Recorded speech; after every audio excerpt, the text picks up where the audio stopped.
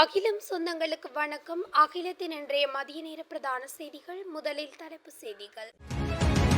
72 மணி நேரத்தில் அதிபர் தேர்தலை முடிவு செய்ய போகும் தேர்தல் ஆணையம். அரசாங்கத்திற்கு ஏற்பட்டுள்ள பல கோடி ரூபாய் இழப்பு.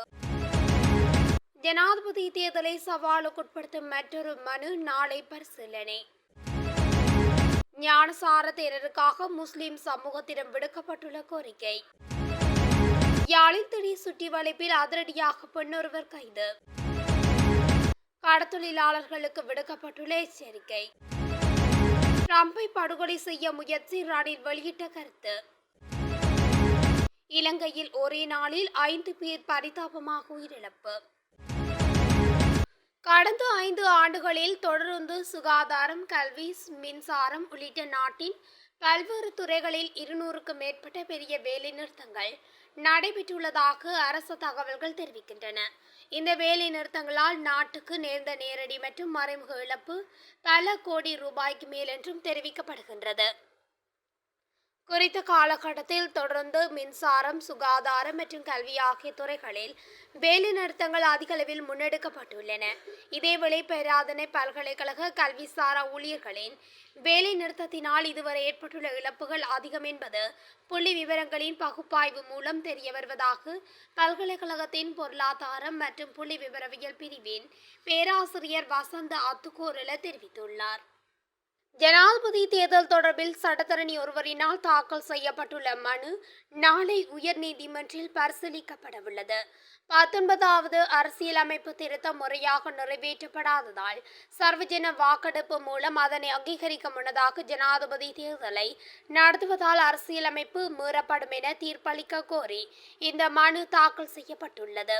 சட்டத்தரணி அருண லக்ஸரி உடவட்டனவினால் இந்த அடிப்படை உரிமைகள் மனு தாக்கல் செய்யப்பட்டுள்ளது. அதன்படி குறித்த மனுவை பரிசீலிக்க பிரதமர் நீதியரசர் உள்ளிட்ட நீதியரசர்கள் குழாம் நாளை கூடவுள்ளது. இந்த மனுவில் தேர்தல் ஆணைக்குழு மற்றும் அதன் உறுப்பினர்கள், நாடாளுமன்ற செயலாளர் நாயகம் மற்றும் சட்டமா அதிபர் ஆகியோர் பிரதிவாதிகளாக குறிப்பிடப்பட்டுள்ளனர். ஞானசார தேரர் செய்த தவறுக்காக நீதிமன்றில் மன்னிப்பு கோரி பின்னர் நாட்டின் நல்லிணக்கத்துக்காக பாடுபடுவது குறித்து ஆலோசித்து அவருக்கு விடுதலை வழங்க தலையிடுமாறு முஸ்லிம் சமூகத்தையும் முஸ்லிம் மத மற்றும் அரசியல் தலைவர்களையும் கேட்டுக்கொள்வதாக சமூக ஆர்வலர் ஓசலகேர தெரிவித்துள்ளார். கலகடோத்தே ஞானசார தேரர் 2016ஆம் ஆண்டு இழைக்கப்பட்ட குற்றத்திற்காக 4 வருட சிறை தண்டனையை அனுபவித்து வருவதாக ஓசலகேர தெரிவித்துள்ளார். அல்லாஹ் தொடர்பில் தெரிவித்த கருத்து குறித்து ரிசாத் பதியுதீன், அசாத் சாலி, முஜிபுர் ரஹ்மான் ஆகியோர் தாக்கல் செய்த வழக்கிலே இந்த தண்டனை கிடைத்துள்ளதாக அவர் சுட்டிக்காட்டியுள்ளார். கடந்த கோவிட் தொற்று நோய்களின் போது இறந்த உடல்களை தகனம் செய்வது கட்டாயமாக்கப்பட்டது.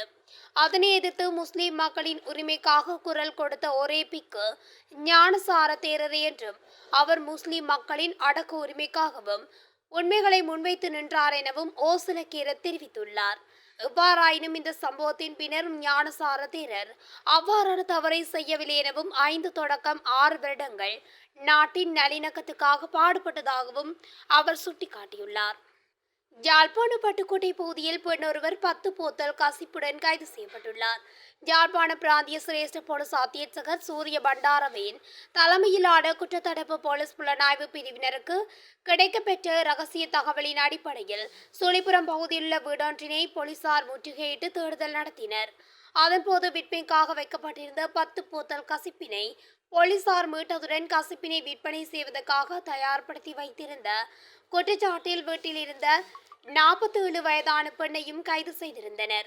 கைது செய்யப்பட்ட பெண்ணையும் மீட்கப்பட்ட கசிப்பினையும் மேலதிக சட்ட நடவடிக்கைக்காக வட்டுக்கோட்டை போலீசாரிடம் ஒப்படைத்துள்ளனர். கடத்தொழிலாளர்களுக்கு வளிமண்டலவியல் திணைக்களம் அறிவுறுத்தல் ஒன்றை விடுத்துள்ளது. அதன்படி மறு அறிவித்தல் வரை வங்காள விரிகுடா மற்றும் அரபிக்கடலை சுற்றியுள்ள கடற்பரப்பிற்கு கடத்தொழிலாளர்கள் செல்ல வேண்டாம் என தெரிவிக்கப்பட்டுள்ளது. இதேவேளை குறித்த கடற்பரப்புகளில் காற்று மணித்தியாலத்துக்கு 70 தொடக்கம் 80 கிலோமீட்டர் வேகத்தில் வீசக்கூடும் என அறிவிக்கப்பட்டுள்ளது. எனவே இதன்போது கடற்பரப்புகள் மிகவும் கொந்தளிப்பாக காணப்படும் என வளிமண்டலவியல் திணைக்களம் தெரிவித்துள்ளது. இதன் காரணமாக கடத்தொழிலாளர்கள் மிகவும் அவதானத்துடன் செயல்படுமாறு அறிவுறுத்தப்பட்டுள்ளமை குறிப்பிடத்தக்கது. அமெரிக்காவின் முன்னாள் ஜனாதிபதி டொனால்ட் ட்ரம்பை படுகொலை செய்ய முயற்சி நடந்தமை தொடர்பில் தாம் அதிர்ச்சி அடைந்துள்ளதாக ஜனாதிபதி ரணில் விக்ரமசிங்க தெரிவித்துள்ளார். இது தொடர்பாக அவர் தனது எக்ஸ் தளத்தில் இட்ட பதிவிலேயே இதனை குறிப்பிட்டுள்ளார். அத்துடன் டொனால்ட் ட்ரம்ப் தற்போது நலமாக இருப்பதாகவும் மகிழ்ச்சி அளிப்பதாகவும் ரணில் தெரிவித்துள்ளார். அதேவேளை அரசியலில் இலங்கையர்களும் இவ்வாறான வன்முறைகளால் சூழப்பட்டிருப்பதாக அவர் குறிப்பிட்டுள்ளார். மேலும் ஜனநாயகத்தை பாதுகாக்கும் சட்டங்களை அனைவரும் கடைபிடிக்குமாறும் ஜனாதிபதி கேட்டுக்கொண்டுள்ளார். இலங்கையின் பல்வேறு பகுதிகளில் ஒரே நாளில் இடம்பெற்ற வீதி விபத்துகளில் 5 பேர் உயிரிழந்துள்ளதாக தெரிவிக்கப்பட்டுள்ளது. இந்த விபத்து சம்பவங்கள் நேற்றைய தினம் அத்தனகல்ல, லுணுகம்பெகர, கிரியுள்ள மற்றும் அம்பலாங்குடி ஆகிய போலீஸ் பிரிவுகளில் இடம்பெற்றுள்ளதாக போலீசார் தெரிவிக்கின்றனர். கிரியுள்ள கன்மன் கல்ல வீதியின் கொகிலாவல பிரதேசத்தில் 2 மோட்டார் சைக்கிள்கள் நேருக்கு நேர் மோதிய விபத்தில் 2 இளைஞர்கள் உயிரிழந்துள்ளதாக தெரிவிக்கப்பட்டுள்ளது. இச்சம்பவத்தில் குளியாப்பட்டிய மற்றும் கிரியுள்ள பிரதேசங்களில் வசித்து வந்த 19 மற்றும் 21 வயதுடைய 2 இளைஞர்களே இவ்வாறு உயிரிழந்துள்ளனர். இதனையடுத்து காலி கொழும்பு வீதியில் அம்பலாங்குடை பகுதியில் இடம்பெற்ற மோட்டார் சைக்கிள் விபத்தில் 20 வயதுடைய இளைஞர் ஒருவர் உயிரிழந்துள்ளார். காலி திசையிலிருந்து கொழும்பு திசை நோக்கி பயணித்த மோட்டார் சைக்கிள்களை சாரதியால் கட்டுப்படுத்த முடியாமல் வீதியை விட்டு விலகி மரத்தில் மோதியதில் இந்த விபத்து இடம்பெற்றுள்ளது. இதேவேளை லுணுகம்பெகர போலீஸ் பிரிவுக்குட்பட்ட 100 அடி வீதியில் வீதியை கடந்த ஒருவர் மீது மோட்டார் சைக்கிள் மோதியதில் விபத்து ஏற்பட்டுள்ளது. விபத்தில் காயமடைந்த பாதசாரி உயிரிழந்துள்ளதாக போலீசார் தெரிவிக்கின்றனர். லுணுகம்பெகர மீனவ கிராமத்தைச் சேர்ந்த 33 வயதுடைய நபரை உயிரிழந்துள்ளார். இதேவேளை நிட்டம்புவ கங்வேல வீதியில் ஊராப்புல சந்தியில் பாதசாரி பெண்ணொருவர் மீது முச்சக்கர வண்டி மோதியதில் இந்த விபத்து இடம்பெற்றுள்ளது. விபத்தில் படுகாயமடைந்த பெண் வட்டுப்பிட்டிவல வைத்தியசாலையில் அனுமதிக்கப்பட்ட போது உயிரிழந்துள்ளார். ரதப்பல ஊராப்புல பிரதேசத்தில் வாசித்து வந்த 68 வயதுடைய பெண்ணொருவரே இவ்வாறு உயிரிழந்துள்ளார். அகிலம் மாற்றத்திற்கான மக்கள் குரல். இந்த வீடியோ பிடிச்சிருந்தா லைக் பண்ணுங்க, கமெண்ட் பண்ணுங்க, ஷேர் பண்ணுங்க. மறக்காம கீழே இருக்க பெல் ஐகானை கிளிக் பண்ணுங்க.